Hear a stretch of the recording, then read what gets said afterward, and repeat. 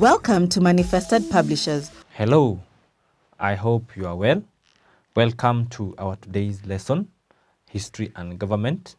We are tackling from 3 work, that is the second topic, which is establishment of colonial rule in Kenya. As we tackle this, we have already learned in our previous lessons that the British were so much interested in taking control of Kenya together with Uganda, which was a sphere of influence for them. And we have already discussed the various reasons or the various factors that encouraged them or motivated them to take control of these territories. We also learned how they the process of partition, how they ended up acquiring that territory. And then we also looked at how they started to exercise their authority and control on the Kenyan territory through the company rule, which was done by the Imperial British East Africa Company that was given the charter to act on behalf of the British government, that is in 1888. We also made a step further and asked ourselves or answered the question, how did the British occupy the Kenyan territory? And we made we mentioned several methods, which was we did in our last lesson. Are you able to remember the methods that were used by the British to occupy or take control of the Kenyan territory? We mentioned around 5 ways or methods that were used by the British to take control after the collapse or after the Imperial British East African Company was unable to continue effectively occupying the Kenyan territory. The British government sent its own leaders or its own officials to man or to take control of the territory. So are you able to remember those methods that were used? The first one, we said they made treaties. They made treaties with the African leaders. That was the first one. Number 2, they also used military force, that is arms. They could physically take the land or force the people to be under their rule. And then number 3, they used administrative posts. They could build posts at different points, and we mentioned them in our previous lessons.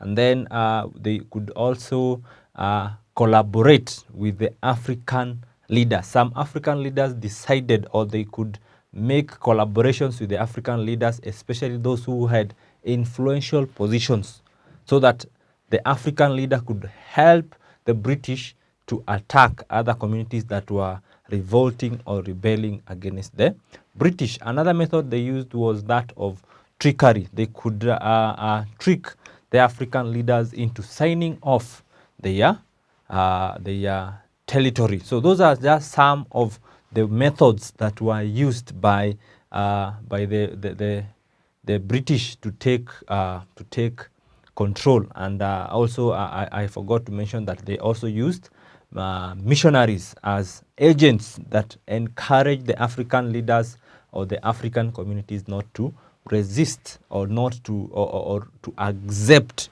the leadership of the British. So in our today's lesson, we are going to study the response. We are going to study about the response of Kenyan communities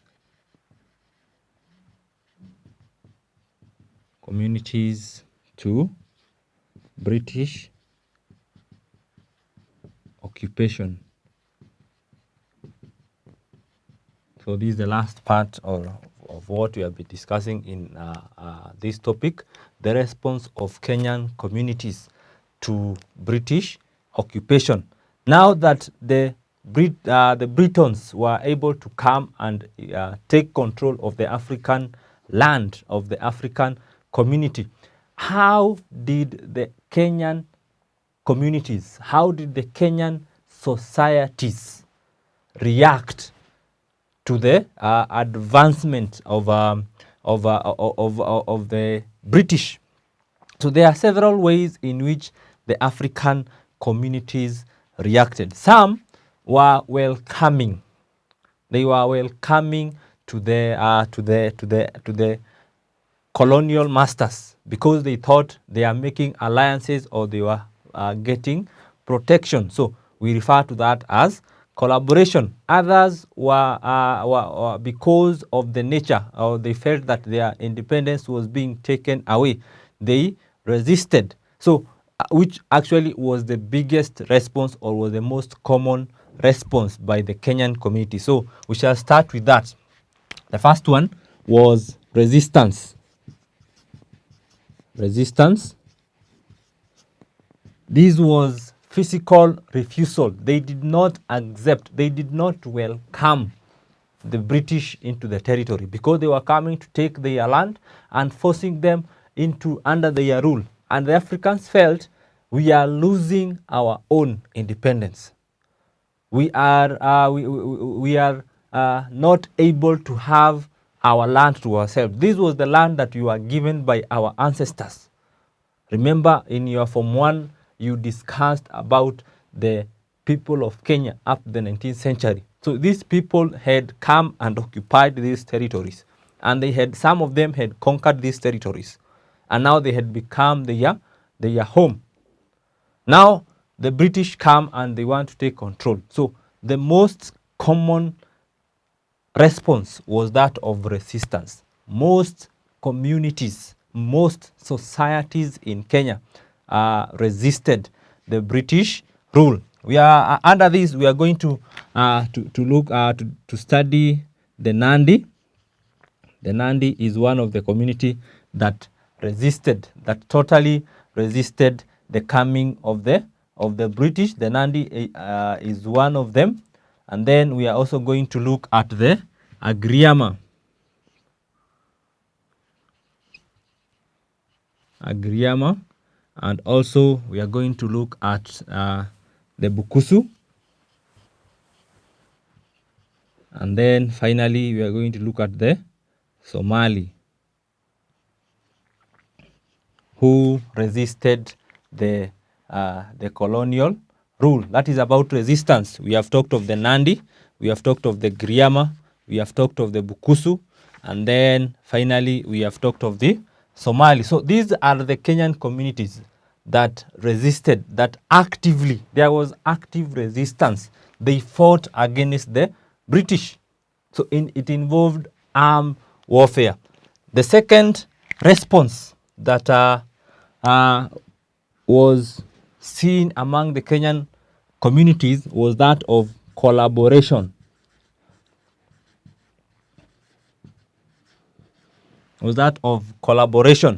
This is where the African communities welcomed or decided to cooperate.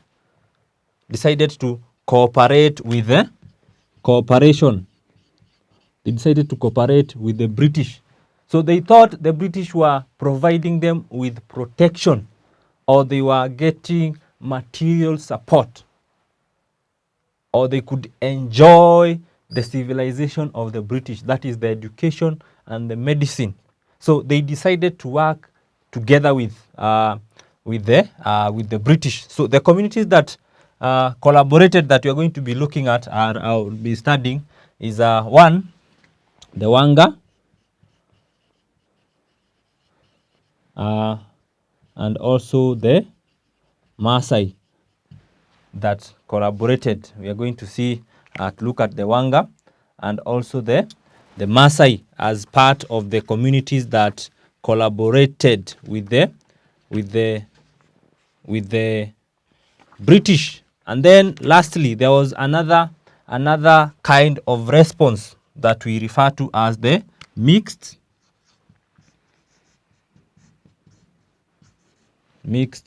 reaction.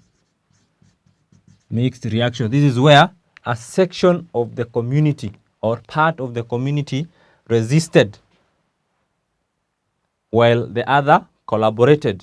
Or initially, what happened, for example, among the Kikuyu, first they thought they were collaborating with them to get their support, but they quickly realized that the British are taking away their independence, so they finally resulted to resistance. So the first community that you are going to be studying under the mixed reaction is the Agikuyu, and then we are going to look at the Akamba. So these are the communities that we are going to be studying. So when you talk of mixed reaction, you'll find that, for example, among the Agikuyu, as we are going to see, some pretended to be collaborating with the British so that they could get information and then use that information while resisting. Others, a portion of the community could be resisting, while the other portion of the community is collaborating. So we are going to delve deep into these communities and see how they collaborated or how they resisted and what happened, what were the consequences of the actions that they took. So to start us off for our today's lesson, let us start off with the Nandi resistance. Let us start off with the Nandi resistance. The Nandi resistance, that is the first one that we are going to start. So allow me to take you back to the previous topic that you have been studying, that is, or that you studied in your Form 1, the people of Kenya. You studied about the social, political, and economic organization of the Nandi as a society. And I'm sure you discovered that Nandi was the Nandi were a very closely packed community. They had strong structures, strong culture that united the community. So by as they settled in the Rift Valley, this is a community that is found in the Rift Valley. They are found in the Rift Valley. So they had a very strong community and they had a very strong leadership. They had a well-established leadership through the institution of the Orkoyot. Through the institution of the Orkoyot, which galvanized or which united the people. So with the leader or the Orkoyot, who was the leader of the Nandi community, the Nandi became expendable. They were an expendable community. They had a very strong structure. Whatever they decided to do, they had to do it because they were united. They had a very tight relation. None of their secrets could be known by their neighbors or by their enemies. So they were dreaded. They were feared by even their neighbors. An example are the Maasai. So the Nandi were a very feared community. So when the British came and tried to take control of the Rift Valley. Remember, we are talking of the Rift Valley. These are Kenyan highlands, right? They have very fertile soil. So it was a very good place where the British wanted to settle in and establish their settlement. So the Nandi definitely decided to resist. They decided to come up in arms against the British. Now, let us now ask ourselves, what were the causes of their resistance? The causes of their resistance. Because we have mentioned this is a very tight community. A community that has established a very large territory in the Rift Valley compared even to the other communities. So they had various reasons for revolting or rebelling against the British. The first one is their pride, the Nandi pride. So the Nandi considered themselves expendables. They considered themselves the best. They believed that no any other community could be able to overcome them. So they had a sense of pride in themselves. They believed that they could be able to defeat. Actually, they had defeated all the other communities. They had defeated the Gusi. They had defeated the Luo. They had defeated the Luya, and they could attack this community as they wished, because they had a very organized army from the initiation. And as you remember, you studied the initiation program of the Nandi. So they had a sense of pride in themselves, and this really made them to stand up, or they wanted to continue to maintain their pride that we are the unbeatable society. So even when the British came, they thought this is just another people that we are going to fight and defeat. So that is the first cause that made them to resist. The other one was the physical appearance. The physical appearance. The physical appearance of the British. So the British are light-skinned, as opposed to the Nandi, who are dark-skinned generally. The British, or their color, was considered to be, they were considered to be like devils. So they were despised by the Nandi. So when somebody of a different color comes to take control of their land, so they quickly decided to revolt or fight against the British because of their appearance. So the British were viewed as devils that were coming to take control of their land. So that was a motivation enough for the Nandi to fight against the British. The other one is Kimnyoles. Kimnyoles prophecy. So this was an Olkoyot who prophesied the coming of the British. He prophesied that the Nandi land, or the people of Nandi, were going to be defeated, or they were going to be ruled by foreigners.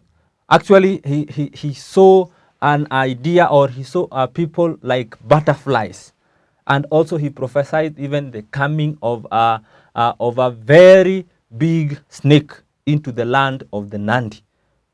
So the people were trying to discredit this prophecy that had been made by this Orkoyot, who had, through his prophecy, seen the coming of the British and seen the land being ruled or being led by a foreign people. So the people were fighting so that this prophecy does not come to pass. So they knew already, when the first instance they saw the British coming, they knew actually we had been told by our Orkoyot that such a people are going to come, and they are going to try and take control of our land. So they were motivated by this prophecy. They were motivated by the words of this Orkoyot, Kimnyoles prophecy, and its prophecy here. Kimnyoles prophecy. So they were motivated to stand up and fight. Another reason is loss of land.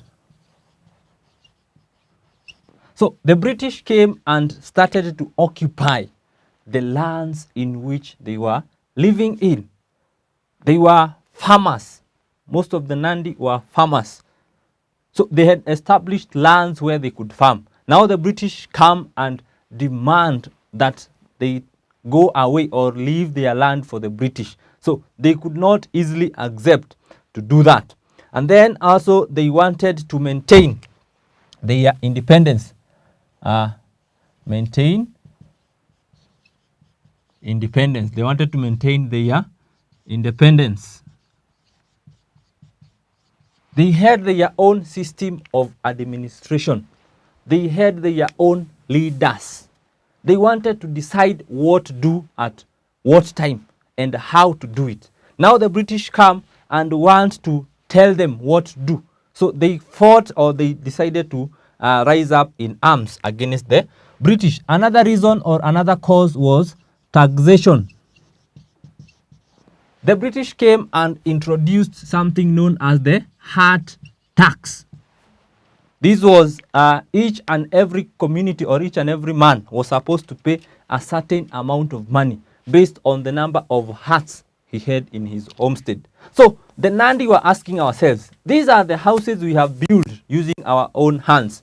And here you come as a British man and you are telling us we should pay because of the houses we have built with our own strength.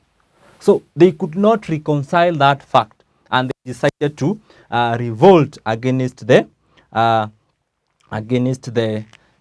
British. The next point, or the next reason or cause of them to fight against the British was they wanted to fight against forced labor. With establishment of plantations, the British came and settled in their highlands, and they started planting tea, coffee, and such like plantations. And they were conscripting the Nandi. They were forcing them to go and work in this land, and they're also being forced to work in the homesteads or in the settlements of the European people or the British. So the people detest that. So they did not want to continue providing their labor. They wanted to have their own peace and their own way of life. Let us look at the last two causes of of their resistance. The other one was they mistrusted strangers. They had a mistrust for strangers. They could not easily accept anybody that they do not know because of the closeness of their kinship, because of the ties they had in the community. They could not easily accept strangers. So they obviously rebelled against the coming of the European who tried to come and settle amongst themselves. They believed that land was given to them. That land they had conquered by their military. So they could not easily accept any stranger. Even before the coming of the British, it was the practice of the Nandi to seriously interrogate any stranger who has come into their territory. And then lastly, they had a strong military. They had a strong military. They had a very strong age-set system that constantly provided the community with a standing army. They always had a standing army that was well trained.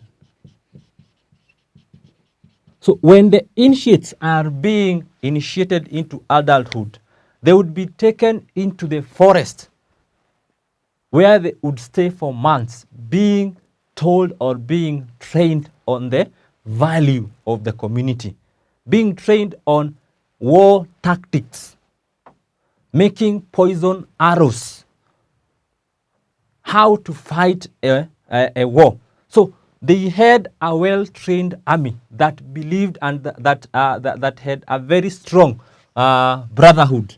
They had a very strong brotherhood.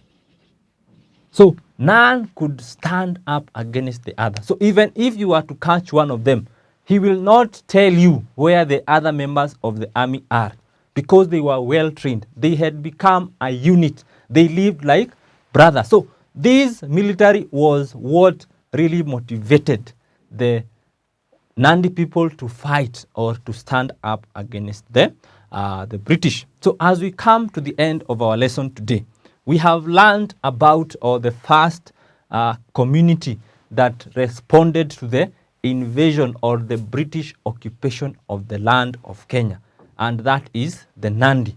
And we have today learned about the causes, the reasons why the British decided to rebel or revolt against the British occupation. So allow me now to give you, as it is our custom, allow me to give you a revision question for you to attempt while you are at home or while you are learning.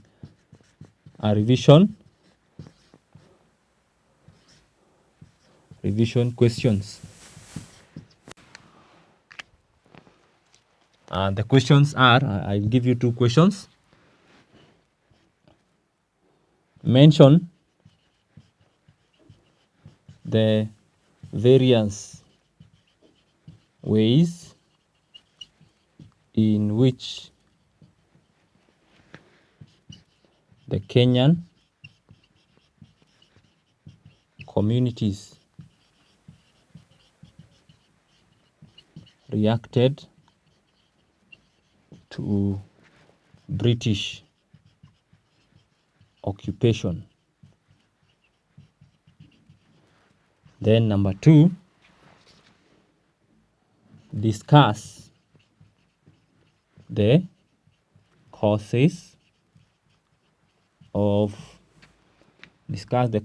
of the Nandi resistance. Discuss the causes of the Nandi resistance. Number 1, mention the various ways in which the Kenyan communities reacted to the British occupation. And then number 2, discuss the causes of the Nandi resistance.